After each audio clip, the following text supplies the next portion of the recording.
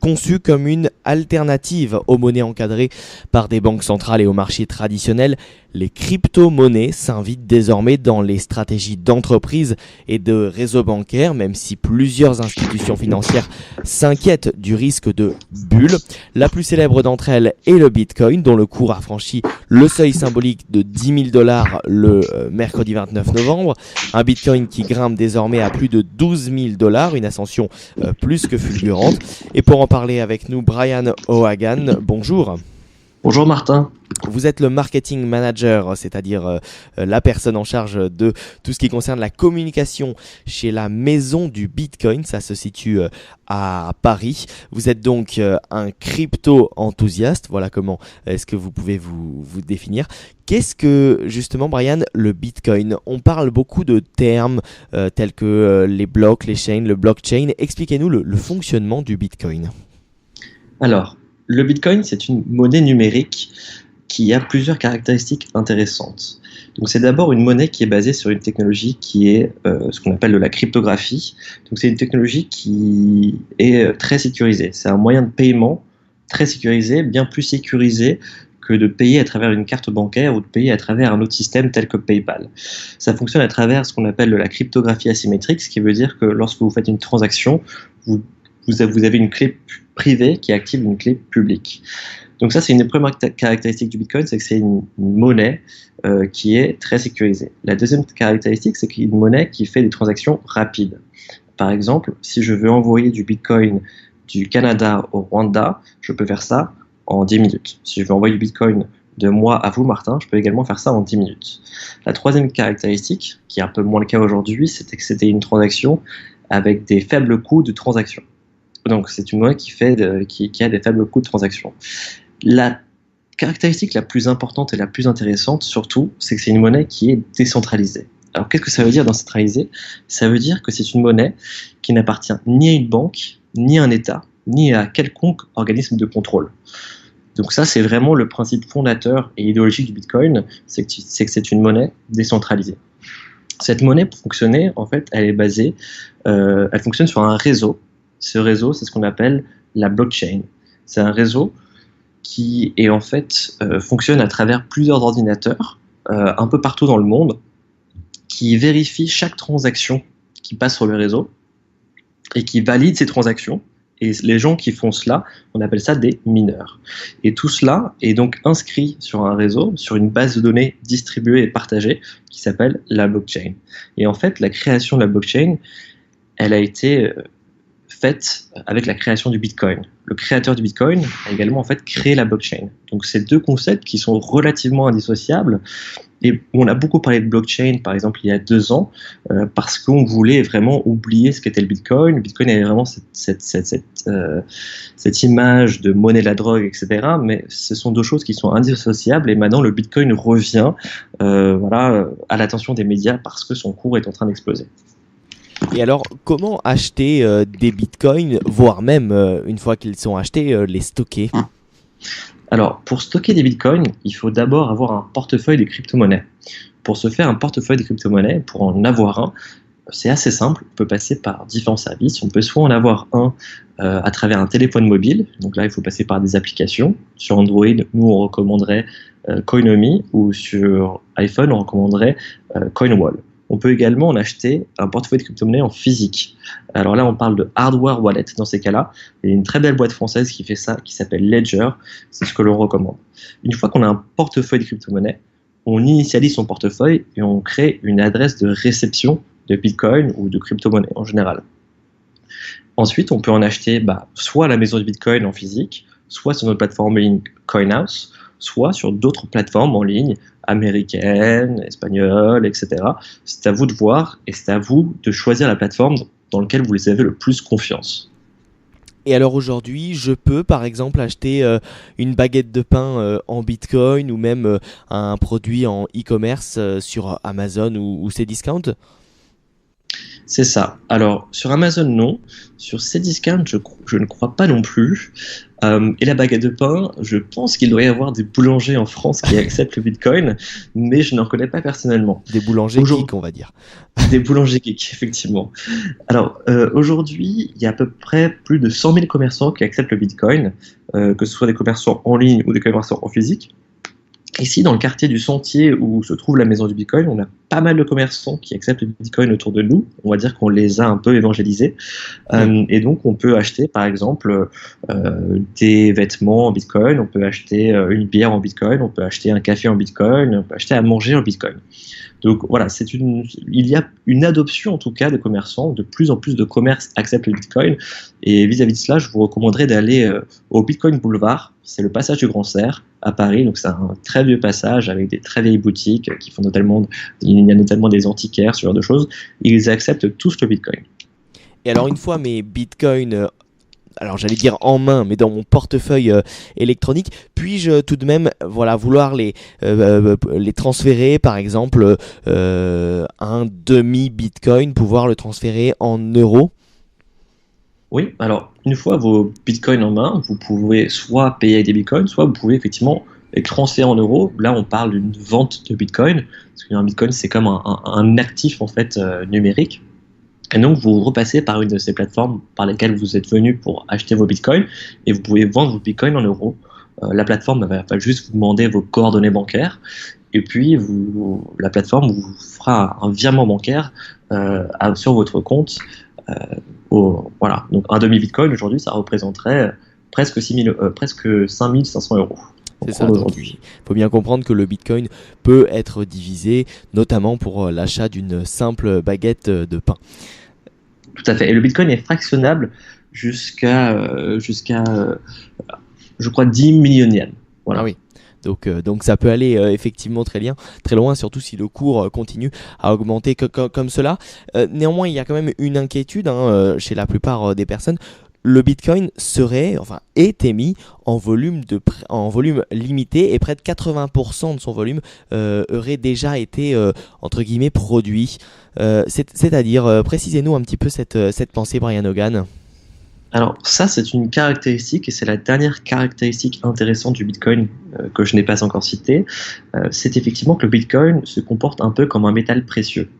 Qu'est-ce que ça veut dire? Ça veut dire qu'il y a effectivement une rareté dans cette monnaie, comme il y a une rareté dans l'or. On peut miner de l'or infiniment sur Terre, mais un jour il n'y en aura plus, c'est une ressource finie. Le Bitcoin, c'est exactement la même chose, c'est pour ça qu'on parle de miner du Bitcoin. Effectivement, aujourd'hui, il y a 16,5 millions de Bitcoin en circulation. À terme, il y en aura 21 millions et il n'y en aura jamais plus. Donc son offre, on va dire, est fixée. C'est aussi ce qui explique l'augmentation de son cours, puisqu'il y a une offre qui est fixe et qui est en train d'augmenter un petit peu, mais qui est fixée à jamais à 21 millions. On aura miné en fait tous les bitcoins en 2140. C'est inscrit dans le protocole du réseau Bitcoin. Et on a une demande qui augmente, de plus en plus de gens s'y intéressent, de plus en plus de gens achètent du Bitcoin, ce qui explique effectivement ce côté d'une augmentation du cours très, très forte ces derniers temps. Et alors, que se passera-t-il lorsque l'émission des 21 millions de Bitcoin sera terminée? Et ben, juste comme l'or, lorsqu'on aura fini de miner tout l'or sur Terre, on continuera à se l'échanger, on continuera à avoir cette valeur autour de l'or, de ce que c'est. Et de la même façon avec le Bitcoin, lorsqu'il y en aura 21 millions, on continuera à s'échanger, il y aura une vélocité dans l'échange de Bitcoin entre nous. Et puis, et donc voilà, donc on a effectivement 21 millions, fractionnables au millionième, au 10 000 millionième, c'est-à-dire que 8 chiffres après la virgule. Et alors aujourd'hui, on estime à combien le nombre de personnes dans le monde qui utilisent cette crypto-monnaie? Alors c'est très dur de faire une estimation sur le nombre de personnes qui utilisent cette crypto-monnaie. On voit souvent une estimation qui serait de l'ordre de 10 millions à peu près. Je pense qu'on peut partir vers 10 millions, un petit peu plus. Je pense qu'il y a déjà à peu près 10 millions de possesseurs de Bitcoin sur Terre. Alors Brian Hogan, il y a 2 Nobel d'économie qui se sont exprimés au sujet du Bitcoin. Ils ne sont logiquement pas en votre faveur. Le premier, c'est le français Jean Tirole qui a déclaré que c'est une bulle et un produit fondamentalement nocif. Et le second, c'est Joseph Stiglitz. Il déclare c'est une bulle, un produit pour trafiquants et évadés fiscaux. Cela devrait être interdit. Que répondez-vous à ce genre d'accusation? Je cite ici 2 Nobel d'économie, mais un certain nombre d'économistes pensent également la même chose. Oui, tout à fait. Effectivement, il y a eu pas mal d'économistes qui ont réagi quant au sujet de la montée du cours du Bitcoin. Euh, je pense avant tout que leur réaction vient d'une mauvaise compréhension de ce qu'est le Bitcoin, de ce qu'est la technologie Bitcoin, et surtout d'un désintéressement. C'est-à-dire qu'ils n'ont pas forcément fait leur travail, ils n'ont pas forcément cherché à comprendre comment cela marche, quelle est l'utilisation du Bitcoin aujourd'hui. Et donc je pense avant tout que ces réactions sont l'origine d'une certaine mauvaise compréhension de la technologie. Donc voilà. Après, il y a également des économistes qui trouvent le Bitcoin fort intéressant. Et j'aimerais effectivement voir quel est le niveau de compréhension du Bitcoin par Jean Tirole ou par Joseph Stiglitz. En l'occurrence, aujourd'hui, lorsqu'on achète du Bitcoin, par exemple, pour réfuter un des arguments de Stiglitz en disant que c'est un instrument d'évadés fiscaux, que c'est un instrument pour acheteurs de drogue, le Bitcoin, lorsqu'on achète du Bitcoin, on doit passer par une plateforme. Lorsqu'on passe par une plateforme, cette plateforme vous demande votre identité, vous demande toutes les informations pour au final vous retracer. C'est-à-dire que si ensuite vous utilisez ces bitcoins pour acheter de la drogue sur le darknet et que la police judiciaire effectivement souhaite savoir qui vous êtes, quelle est l'adresse de bitcoin de cet utilisateur, elle va pouvoir vous retrouver puisque à un moment vous aurez acheté ce bitcoin sur une plateforme. Deuxième argument, effectivement toutes les transactions en bitcoin sont inscrites sur la blockchain à jamais. C'est immuable. C'est-à-dire que effectivement, si j'ai acheté de la drogue avec un bitcoin il y a 3 ans de cela, c'est inscrit sur la blockchain et on pourra me retracer, on pourra me retrouver. Donc en fait, c'est pas du tout une technologie qui est anonyme, mais c'est une technologie qui est pseudonyme, ce qui est très différent. C'est-à-dire que comme une adresse email, j'inscris un pseudo, enfin j'ai un pseudo qui là en l'occurrence est une adresse cryptographique. Mais voilà, je suis retraçable. Donc ça ne pourra pas être en fait la monnaie de la drogue et ça ne pourra pas être une monnaie d'évadés fiscaux. Ce qui signifie, Brian, que pour pouvoir acheter du Bitcoin, ma carte d'identité doit avoir été vérifiée en amont. Tout à fait. Lorsque l'on fait l'achat de Bitcoin en France, en Europe, partout dans le monde, cela dépend effectivement des juridictions, mais les plateformes vous demanderont de vous identifier. Cette identification se fera avec une carte d'identité ou avec un passeport et ça sera obligatoire. Alors un autre grand débat autour du Bitcoin, c'est celui de la régulation. Au premier abord, il n'y a pas d'organe réel qui s'occupe de réguler cette monnaie virtuelle. Et au second abord, comment se passent réellement les choses, Brian? Il n'y a vraiment aucune régulation du Bitcoin? Alors, il y a des régulations, mais qui ne sont pas spécifiques au Bitcoin. Par exemple, on parlait là d'évadés fiscaux et on parlait également d'achat illicite. Il y a une régulation, mais qui n'est pas appliquée, qui n'est pas spécifique au Bitcoin. C'est-à-dire que dans le domaine bancaire, il y a des lois. Typiquement, une loi, c'est la connaissance client, savoir à qui on a affaire lorsqu'on fait des transferts financiers. Et bien, au Bitcoin, on applique effectivement ces mêmes lois, même si ce n'est pas spécifié sur la juridiction française que le Bitcoin était aussi dans cet ensemble de lois. On se l'impose nous-mêmes, en fait. Il va bientôt y avoir des régulations qui vont encadrer cette activité, puisque les régulateurs se penchent sur la question, notamment l'AMF, l'autorité des marchés financiers, ont lancé une consultation il y a de cela 1 mois et demi, auquel on répond, pour savoir comment encadrer effectivement cette activité, notamment du Bitcoin, des crypto-monnaies, et de ce qu'on appelle les ICO, qui veut dire Initial Coin Offering. Donc les régulations arrivent. Il y a déjà des règles qui sont en place, pas sur le Bitcoin, mais qui peuvent s'appliquer au Bitcoin, et les régulations vont arriver. Oui, mais alors néanmoins, est-ce que ce n'est pas inquiétant de voir que voilà, les gens achètent, les gens vendent du Bitcoin et que pour l'instant, il n'y a pas de régulation, bien que celle-ci arrive d'ici quelques semaines, voire quelques mois? Alors, c'est inquiétant, ça peut être inquiétant effectivement dans le sens où on a vu ces derniers temps quelques fraudes, notamment des gens qui essayent d'arnaquer des acheteurs du Bitcoin ou qui essayent d'arnaquer d'autres personnes pour en fait voler leur fonds de Bitcoin. Je pense que la régulation permettra, on va dire, d'enlever les mauvaises herbes et de faire en sorte que les gens et les acteurs de cet écosystème qui sont fondamentalement bons, moraux et éthiques resteront et poursuivront leur activité, tandis que ceux qui font l'achat et la vente de Bitcoin de manière non éthique ne seront plus en activité.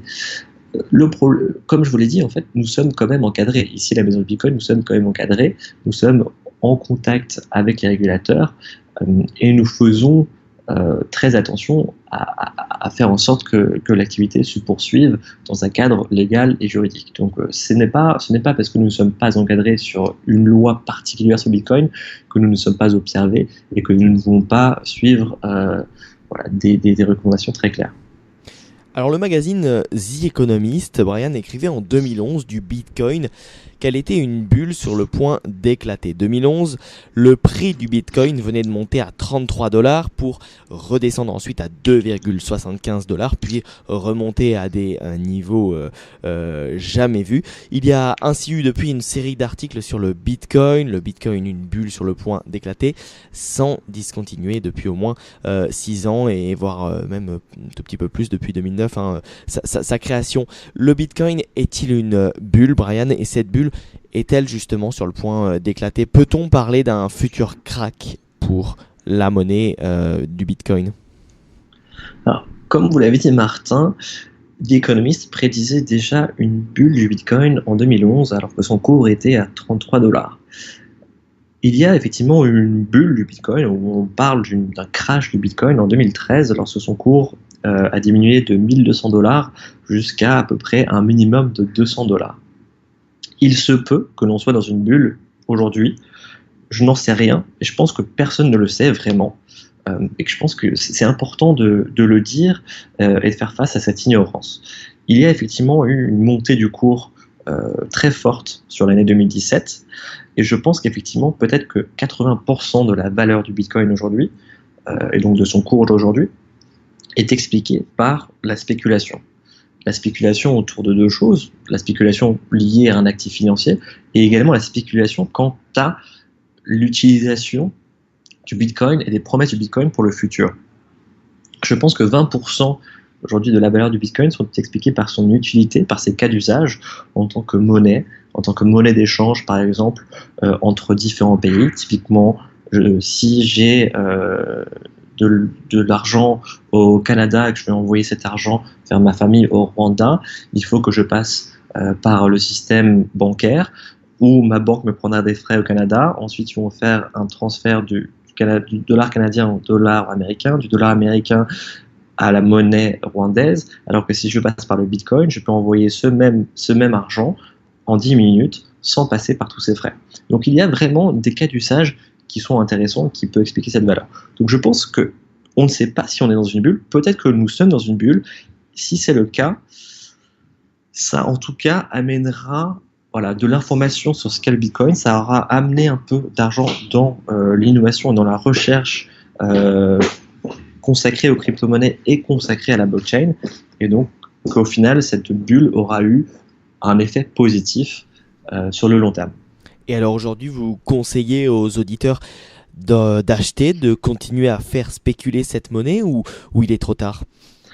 Je conseille aux éditeurs de s'intéresser à la technologie Bitcoin, à la technologie sous-jacente et essayer d'expérimenter ces technologies. Voilà. Vous ne vous aventurerez pas plus loin? Voilà, je m'aventurerai pas plus loin. Nous sommes pas là dans la spéculation. Nous, ce que nous faisons principalement à la maison du Bitcoin, c'est de l'éducation. C'est d'essayer d'expliquer quelles sont les technologies derrière, comment ça marche, pourquoi nous trouvons cela intéressant.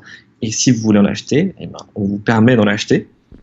Mais à aucun moment, on va leur dire vous allez gagner plein d'argent. C'est avant tout un actif très risqué. Il faut que les gens le sachent. C'est un actif qui est volatile et c'est à eux de prendre leurs propres décisions.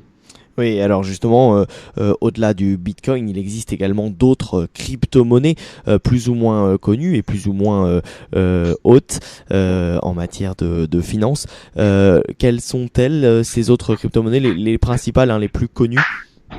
Alors, la deuxième la plus connue, elle s'appelle Ethereum. Cette crypto-monnaie, en fait, c'est un réseau décentralisé, une blockchain également, où on peut construire des applications décentralisées, ce qu'on appelle typiquement des smart contracts. Je vais vous donner un cas d'usage. Par exemple, si je souscris une assurance qui m'assure que si mon vol a du retard et qu'il a plus de 3 heures de retard, obligatoirement, je serai remboursé d'un montant, mettons 300 euros. Et ben, en fait, avec Ethereum, avec la blockchain Ethereum, je vais pouvoir inscrire ce contrat dans la blockchain Ethereum en tant qu'assureur. Je vais pouvoir proposer ce produit auprès de vous et moi, Martin, et je vais pouvoir, moi et vous, Martin, en tant qu'assuré, être sûr que lorsque je souscris à ce contrat, au moment où mon avion a 3 heures de retard, l'assureur déclenche le virement de remboursement vers mon compte en banque. Donc ça permet de faire en fait des contrats automatisés, complètement décentralisés, en donnant ma confiance en fait à cette technologie qui est la technologie blockchain, qui jusque-là n'a pas été hackée et qui est voilà une nouvelle avancée, on va dire, dans le numérique dans le monde. Ah oui, passionnant. Et alors finalement, ça fait finalement très futuriste, Brian. Est-ce que demain, on n'aurait pas, voilà, dans 50, 100 ans, une monnaie principale, telle que le Bitcoin, pour acheter, et une autre pour payer un certain type de biens, des assurances, des banques. Tout cela paraît assez incroyable. Tout à fait. Alors, on parle souvent de l'Internet. Pour revenir sur l'aspect bulle, il y a eu une bulle de l'Internet en 2001. Je crois qu'en 1995, en 1996, beaucoup de gens disaient l'Internet, c'est exceptionnel, ça va changer nos vies. Puis voilà, il y a eu de plus en plus de projets sur de projets Internet. Et en 2001, plein de boîtes qui étaient rentrées en bourse ont fait des crashs monumentaux puisqu'ils n'avaient pas suffisamment de revenus comparé aux promesses de ces technologies-là.